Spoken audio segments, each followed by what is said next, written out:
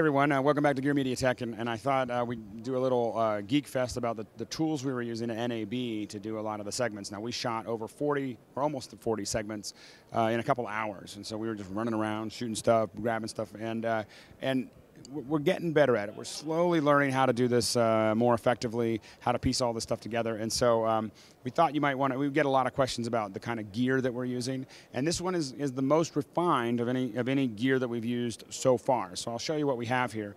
Now on me, we've got this is a Countryman E6. I love Countryman mics. They're just these nice, tiny little mics. And I think that the audio response is very good.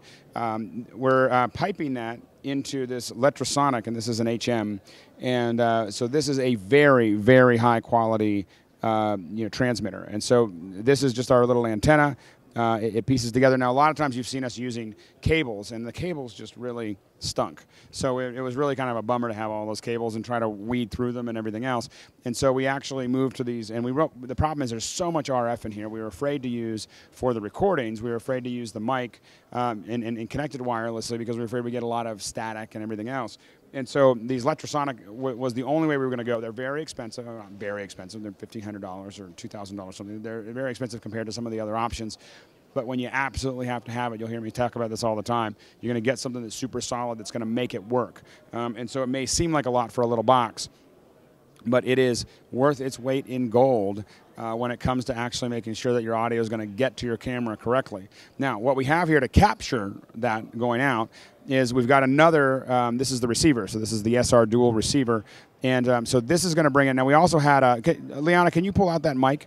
We also have, so we have a dual receiver here. Now what that's picking out is that's getting this little headset. It's also getting this this mic here. So this mic, this is the HM here that goes on the end. And so this is a transmitter that goes on the end of any microphone. So this is a microphone that does it automatically. This is a microphone that this will turn any microphone, any XLR microphone, into a transmitter. And so that is going to let us. That way I could do interviews. I don't do a lot of interviews, but it allowed me to do interviews if I needed to. Now that is all going into the XLR inputs of our EX1. Now the EX1 for us is the real workhorse. If we turn it around a little bit here, what you can see here is the EX1 here is just all the stuff's on the outside. It's really easy to get to. People oftentimes ask, why do you use a camera that costs, why don't you use just a consumer camera for this kind? It's web video. Well, all these controls make a difference when we're shooting and we're walking around and trying to get stuff done. So, so anyway, that's the rig that we're using here. And then we have these nice little K240s. These are these AKGs. Those are kind of our standard fare there. And we're using, by the way, when we're capturing, these are M/R cards. So these are made in Australia, these little M/R cards. So these are little SD cards. We hate S/S cards. So so the issue with the S/S cards, of course, is that they're proprietary, and we're trying to figure out how to do it. We just want to put it in the side of the computer. And so these little M/R cards kind of fix all of that. So anyway, so those are, that's kind of the basic rig. We want to make sure we thank Electrosonic and also Countryman because they lent us these. I can only buy so many toys at a time. I'm going to get these because they're just fantastic. And I have a couple of these Countrymen, but the Electrosonic was kind enough to let us borrow these for the shoot, and it's just it just made sure that we could actually do it. We would have been using cables otherwise because I want to make sure that we get good audio, and so it's just a great little setup.